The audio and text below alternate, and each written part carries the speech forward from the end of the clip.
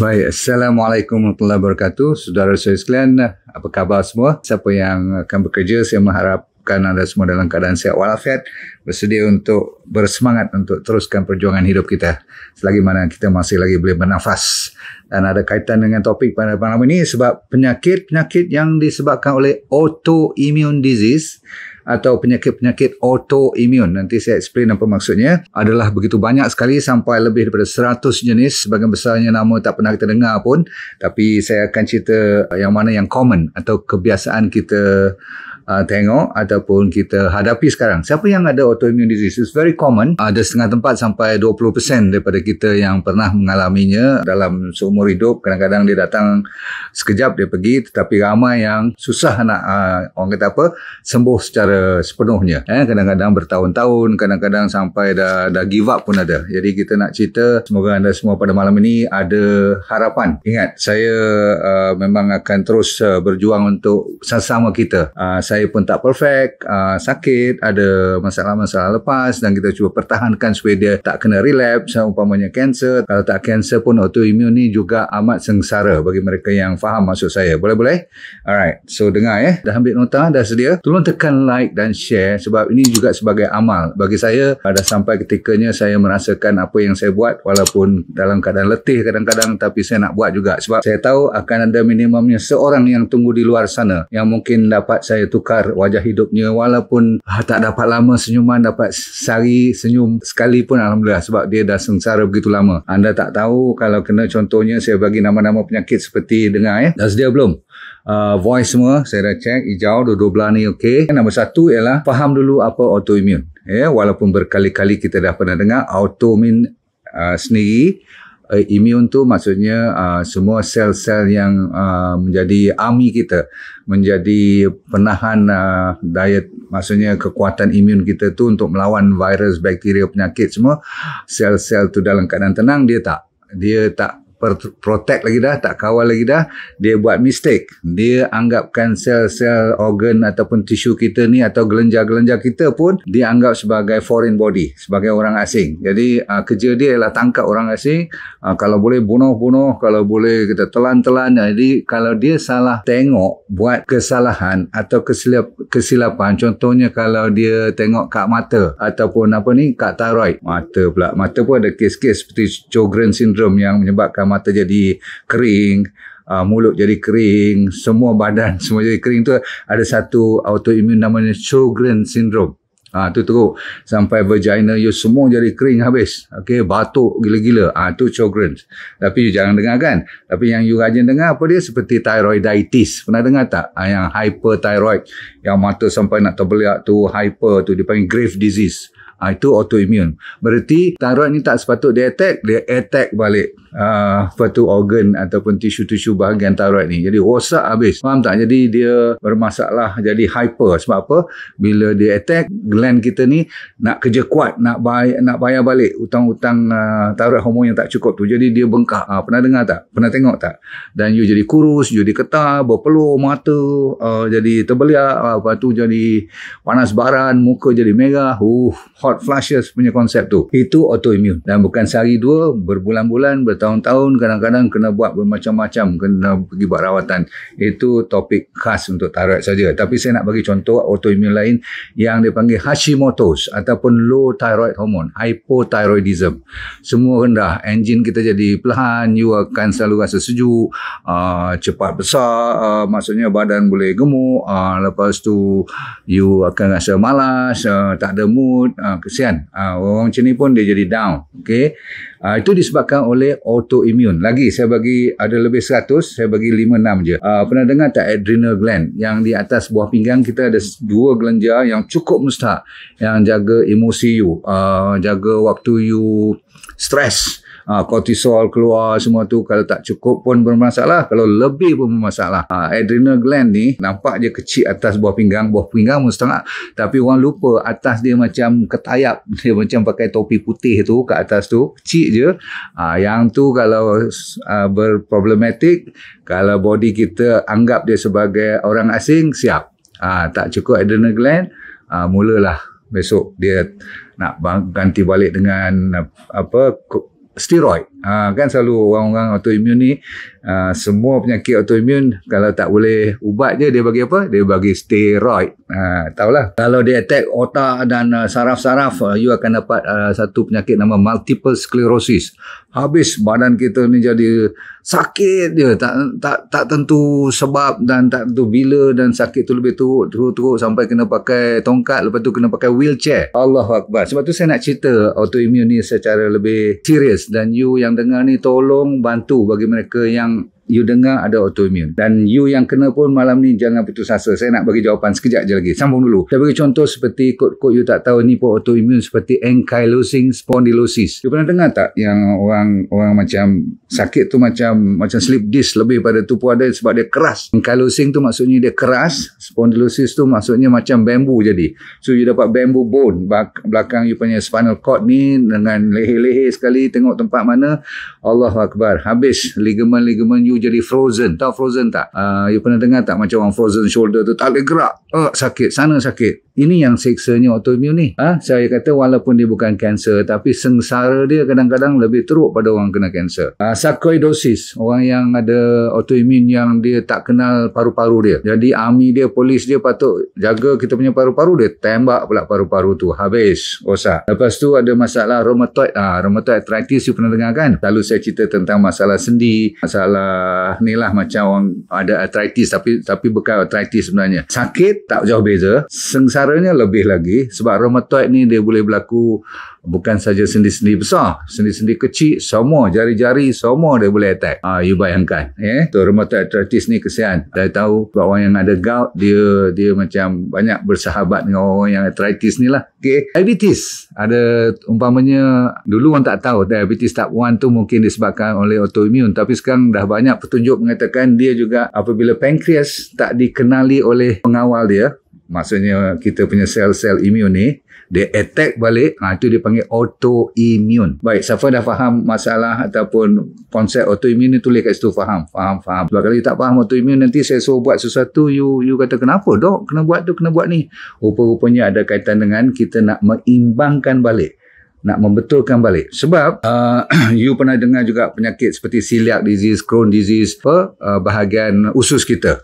Berarti saya cerita daripada mata tadi ke leher, ke tulang, ke paru-paru, jantung pun ada. Jantung namanya, kalau tak salah saya, tadi ada nama dia, myasthenia gravis untuk thymus. Apa, nanti kalau saya ingat saya cerita balik. Satu lagi, thymus ni, atas papan dada ni ada satu, dia panggil headquarter untuk training white blood cell kita, immune system kita semua ada dia punya base dekat situ. Itu pun dia attack. You bayangkan macam Pulapo kat Kuala Lumpur tu, training polis kan, untuk orang training kan, tempat tu pun dia attack, polis tu attack tempat training polis tu sendiri. Bayangkan macam mana tu. Jadi ini yang menyebabkan orang takut sangat dengan cerita-cerita autoimun ni. So baik, kita dah habis mukadimahnya. Ada satu sel yang dikeluarkan nama T helper 17. Dia tak payah ingat ni, tetapi untuk ahli-ahli sains, dia nak tengok kenapa sel ni boleh lawan balik pada diri sendiri. Salah satu disebabkan oleh T helper cell nombor 17 ni, special, dia sepatutnya mententeramkan keadaan. Dia tak boleh lagi dah kontrol. Maksudnya beginilah, tak ada lagi kuasa. Kalau orang dah memberontak, polis dengan askar dah merontak, patutnya ada kuasa yang lebih besar, sama ada memberi arahan untuk cepat-cepat jaga supaya tak menjadi merebak ni. Jadi orang yang jaga tu pun, T helper cell ni pun dah tak larat nak kontrol, maka semua jadi free for all. Itu yang jadi teruk sangat, sampai kalau yang kulit melopak habis. Pernah dengar tak? Jadi psoriasis. Rambut boleh jadi botak. Alopecia alopecia areata tu kan, yang rambut jadi berlubang-lubang, botak-botak tu jadi buruk sangat.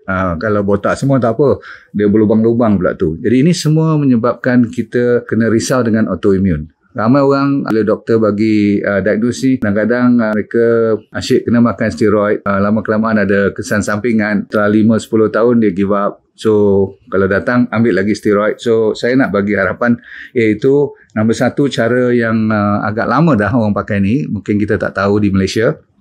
Dengar salah satu dia konsep kalau katakan kita bermasalah thyroid. Okey, ada autoimmune yang attack ni. Ada satu ketika dulu, sekarang masih boleh pakai tapi ada cara lain lagi sekejap. Dia ambil gland ataupun kelenjar thyroid daripada contoh lembu ataupun kerbau ataupun kambing, daripada binatang yang bersih. Mereka extract molekul ataupun DNA daripada binatang yang dikenal pasti tu. Lepas tu dia panggil ekstrak ni, diberi melalui oral, makan, dan bila dia masuk dalam perut, dia ada konsep di mana autoimmune sel-sel yang nakal tadi kan, yang ingat tak polis dengan Ashka yang kaki berontak tu, dia pergi attack ke bahagian kelenjar yang dimasukkan dalam perut tu. Faham? Jadi kalau dia makan setiap hari beberapa bulan dan seterusnya, maka sel ni attack bahagian yang dalam perut tu. Seolah-olah macam dia anggap yang itu yang thyroidnya, atau yang itulah dia punya sendinya, atau itulah dia punya, apa saya kata tadi, adrenal gland kan. Dia anggap. Berarti dia membenarkan original tisu atau organ tu berehat untuk merawat diri sendiri dan mendapat kesembuhan. Dah banyak kes-kes yang dapat bantuan ini. Caranya nombor satu. Tu dah ada orang testimoni yang bagus-bagus lah. Cuma kita orang Islam ni risau sikit sebab kadang-kadang dia ambil daripada binatang-binatang yang you kena pasti dulu sama ada halal atau tidak kalau boleh. Tapi untuk perubatan saya kira kalau dah desperate sangat sampai dah teruk sangat, saya rasa mungkin dibenarkan. Itu pun banyak binatang-binatang yang bukanlah khinzir ya. Walaupun khinzir pun dia orang pakai juga. So kita tak payah ambil. Itu satu. Ready? Baik. Sekarang tiba masanya yang cara moden yang saya akan pelopori pada semua autoimmune dan juga kebanyakan penyakit-penyakit yang kronik. Ini penyakit yang kronik lebih daripada 6 bulan. Tak mungkin dia akan baik bawah pada setahun. Kalau bawah pada setahun tu mungkin dia cium sekejap je you, lepas tu dia goodbye. Itu Alhamdulillah. Itu Tuhan nak bagi rezeki pada you. Tetapi kebanyakan autoimmune lebih daripada setahun. Dan saya dah kata boleh bertahun-tahun. Namun jangan you takut ya. Ready? Number one, kenal pasti ada tak event ataupun kejadian ataupun sesuatu yang berlaku pada you sebelum you mula kena autoimmune disease ni. Saya ulang. Ada tak sesuatu peristiwa yang berlaku yang stressful, yang cukup stres?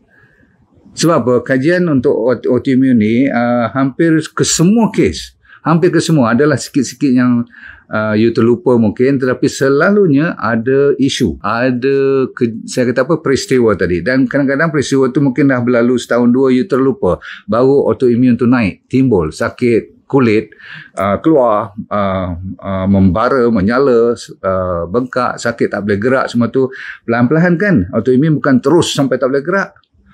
Dia berbulan-bulan, berminggu-minggu nampak benda tu lebih teruk. Tapi saya nak check dengan you.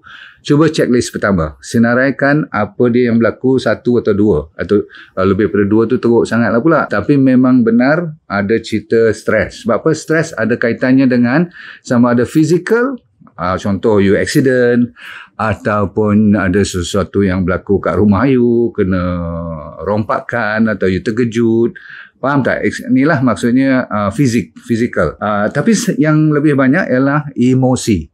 Contoh you kehilangan orang yang you sayang, adik-beradik you atau ibu atau bapa you yang you tak boleh duduk tanpa mereka, contoh macam itulah. Ataupun setengah orang muda-muda kan, autoimmune ni boleh berlaku pada semuda belasan tahun, boleh. Kadang-kadang ada masalah relationship antara suami isteri terutama sekali, ataupun boyfriend girlfriend ditinggalkan. Ini amat mustahak. Jangan main-main sebab trigger ataupun pemacu atau pemicu autoimmune disease ni datangnya daripada stres. You mungkin bila dengan stres you tak rasa sangat. Saya tahu perkataan stres ni tidak menakutkan you. Tak tahu kenapa orang tak risau berkenaan dengan stres ni. Tapi bila stres tu mengeluarkan penyakit seperti kanser, baru dia kata, ya tak yalah doktor, saya kena betulkan. Kadang-kadang pembetulan tu datang terlalu lewat. Namun masih boleh dibetulkan. Cuma bila memory tu dah masuk, faham tak? Dan dah mengeluarkan pemberontakan, nak betulkan keadaan tu jadi lambat. Autoimmune ni jangan main. So boleh tak? First you identify. Kenapa saya suruh ni? Sebab selagi mana memori dia, selagi mana you rasa you masih tak padam file tu, dia tak akan baik. Saya terus terang beritahu sebab ini nombor satu punya sebab. Boleh faham ke ni semua? Saya nak you telan dulu, nak you absorb yang saya cerita ni sebab betul ke? Yang saya cerita ni ada. Jangan sangkal, jangan cuba nafikan. Jangan cuba kata, itu bukan masalah besar pun. Orang lain pun bergaduh juga suami isteri. Orang lain punya pasal kak, abang, dia tak bayar 100 sen pun kat you. Yang you sakit ni dia bayar kat 100 sen. You jangan nak peduli ke orang. You tengok diri you betul tak masa you marah dulu tu, masa you bertengkar tu macam nak lari pada rumah. Ada. Meluat sangat lah. Dunia ni macam tak ada makna lagi dah. Macam tak syok lah hidup you. Tolong. Saya tak cerita tentang Along cari lagi yang ketar setiap malam, nak buka pintu pun takut, nak pergi kerja pun takut. Sebab apa? Takut nanti Along jumpa you. Pun menjadi masalah. Ada you buat dosa yang besar ke, yang you simpan, you bertopeng sangat tebal, itu pun diiktiraf sebagai stres. Sebab itu orang tak kacau, you sendiri yang tahu apa you buat. Wow, ni kalau boleh selesai ni saja, saya boleh bagi tahu kat you hampir 70% daripada masalah you akan clear. Clear tu maksudnya kalau kulit bersopak, bersisik, dia boleh clear. Nombor satu, ready? Nombor dua, dah habis belum ni? Nombor satu. Okey, masa ni juga kalau boleh jangan lupa kepada ada beberapa vitamin dan mineral yang akan berkurangan sebab stres akan banyak mengurangkan. Yang paling tinggi jadi masalah mangsa dia ialah potasium. Dan bila potasium tak cukup dalam badan, banyak masalah yang keluar secara fizikal. Termasuk jantung kita berdebar lain macam, kulit kita, penghadaman kita, potasium inside and outside the cell kan, sodium potasium pump tu ganggu. Maka masa you tengah stres ataupun sekarang dah kena autoimmune ni, you kena ambil minimum 5,000 miligram of potassium.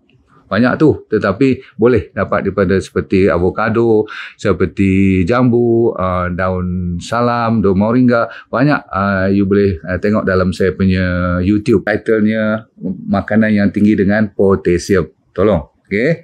Seterusnya, nombor 3 telah disebabkan oleh infection dulu. Inflamasi ataupun senang infection. Orang yang kena autoimmune ni, sebelum, semasa ataupun dia tengah in between nak kena lagi sekali, dia ada orang panggil remission. Kalau kena steroid tu dia lega, tetapi steroid lama-kelamaan dia jadi orang panggil resistant, maksudnya dah ada rintangan.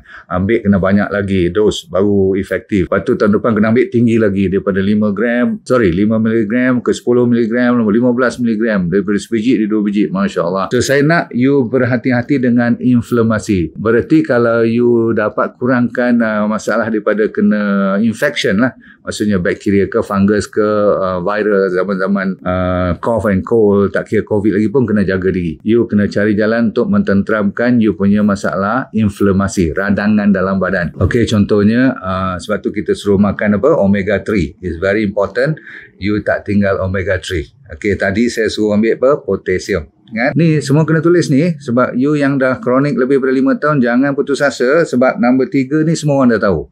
Kalau ambil 10 orang kena autoimmune, 9 orang tak cukup vitamin D3. Melawak-melawak juga. Dunia keseluruhan lebih kurang 70-75% tak cukup vitamin D3. Orang yang berpenyakit autoimmune selalunya lebih daripada 90%.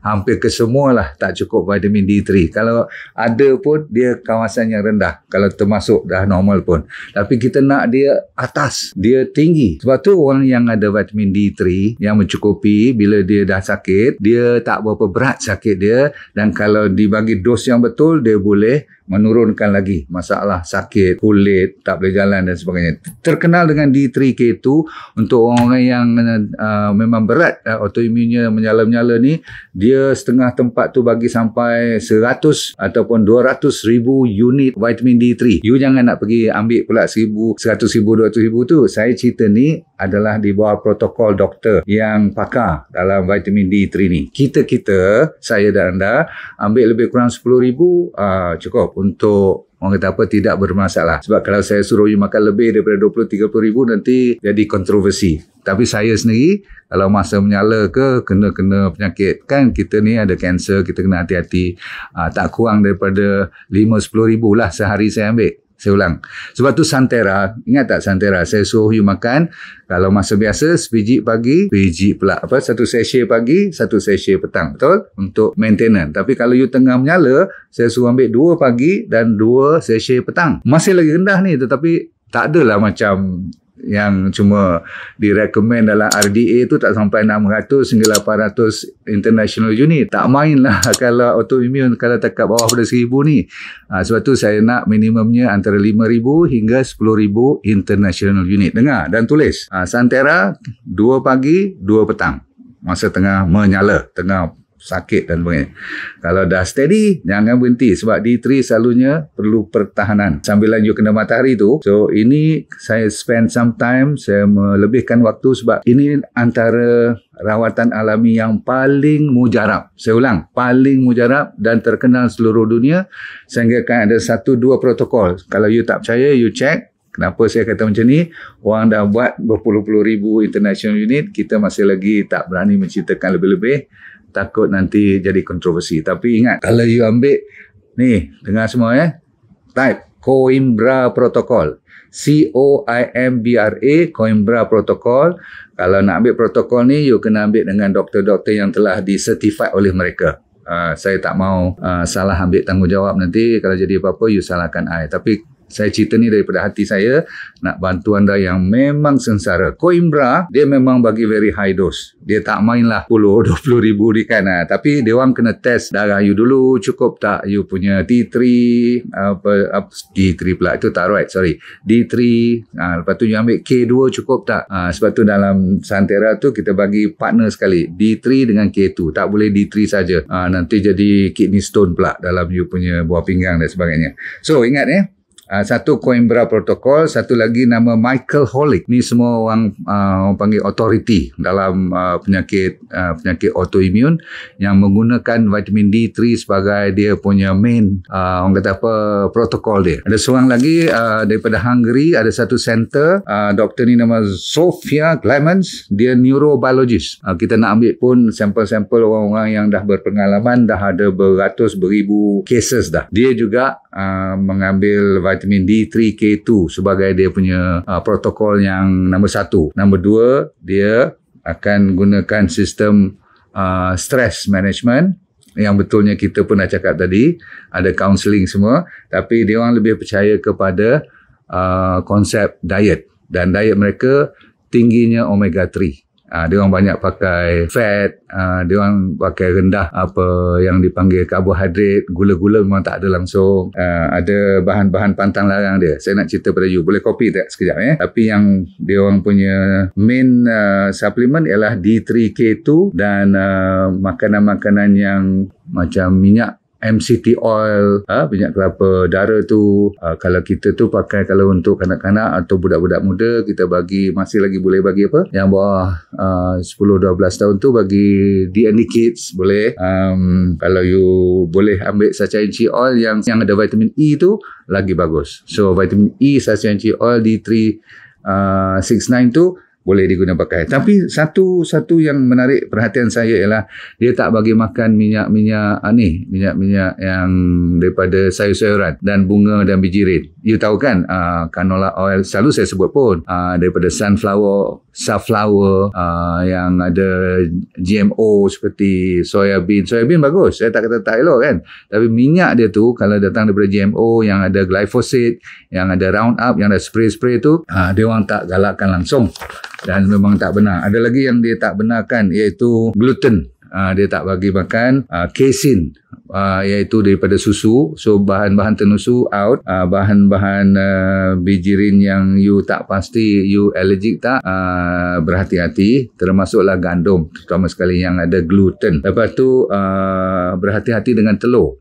Saya tak kata tak boleh, tapi kalau you allergic kepada telur atau kalau you makan yang lebih sakit badan you, berarti you allergic pada protein dalam telur tu. Ada satu lagi dipanggil whey protein. Tahu whey kan? Yang orang angkat berat tu selalu dia ambil whey powder tu, yang tu out. Jangan tempuh langsung sampai baik betul. Cheese, bahan tenusu, yogurt terutama sekali yang ada susu out.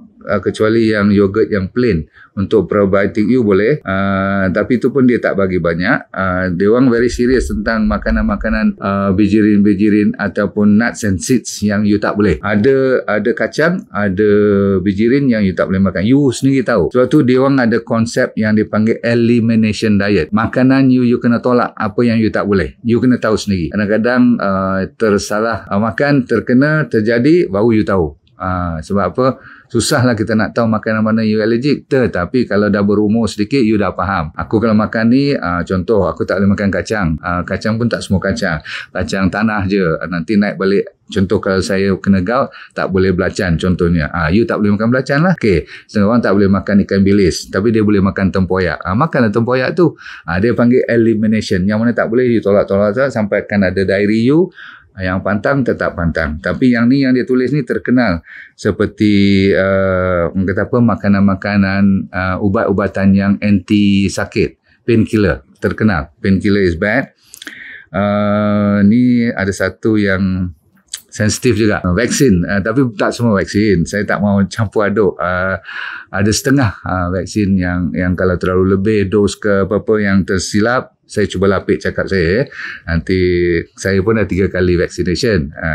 Tapi kalau 4-5 kali saya nak berhati-hati juga sebab ada di dalam vaksin tu setengah-setengah je yang membahayakan sehingga kan boleh menyebabkan autoimmune. Jaga baik Saya cakap ni berlapik. Saya sendiri dah pergi vaccination, tetapi jangan sampai tersalah overdose. Itu saja yang saya maksudkan. Sebab dah ada kes-kes yang menyebabkan autoimmune pun. Berarti orang yang kena autoimmune tu kena lebih berhati-hati. Itu maksudnya. Dan last kali ialah berhati-hati dengan suplemen. Yes, memang saya keluarkan suplemen, tapi saya sendiri tahu apa yang saya masukkan, apa saya buat dan saya sendiri makan. Yang tak boleh ialah you pakai dengar cakap orang aja. Dan terutama sekali kalau suplemen-suplemen ni ada banyak bahan-bahan pengawet, pewarna, pemanis, perasa, yang tu you kena hati-hati. Sebab apa? Inilah sebenarnya terutama sekali artificial sweetener kan, nak bagi rasa, nak bau cantik semua tu. Manusia semua nak makan ubat pun nak bagi sedap. Maklum saja kan, yang ini you kena hati-hati. Okey, tak mau jarak lama sangat sebab benda tu pun kecil-kecil, lama-lama jadi bukit. Terkenal dengan orang yang penyakit ada autoimmune ni, kena hati-hati. Okey, kita habiskan cerita. Last kali jangan lupa kepada vitamin D3K tu minimumnya 5,000 hingga 10,000. Lepas tu jaga you punya diet lah. Sebab kalau ujung-ujungnya tak sempat saya cerita, kalau dah sampai jadi leaky gut, pernah dengar kan? Bocor kita punya usus, kita punya lining tu dah boleh masuk protein-protein yang besar-besar. Itu antara penyebab yang besar selain daripada stres. Habis. So, stres, inflamasi, vitamin D3K tu, diet jaga elok-elok, ikut DND diet, selamat insyaAllah. Dan akhir sekali saya kata apa? Ialah you kena jaga kepada leaky gut. Ikut elok ya, saudara-saudara sekalian. Kalau lepas 2 bulan you tengok ada perbezaan, Alhamdulillah. Kalau tak ada perbezaan, cek balik apa yang saya kata malam ni you ikut tak. Kadang-kadang you kata you ikut tetapi you tiba you punya refined carbohydrate kat mana-mana, kat supermarket, kuih, you tak peduli sebab apa, you kata dunia ni ataupun hidup ni cuma sekali saja. Siap. Padahal penyakit ni pun Tuhan janji setiap penyakit ada ubatnya. Saya kira pastinya termasuk autoimmune disease pun. Semoga hidup anda sihat walafiat dan dunia ni bahagia, akhirat anda syurga. Dan cuba lepaskan. Okay, let go and feel good all the time. Okay? Terima kasih. Bye.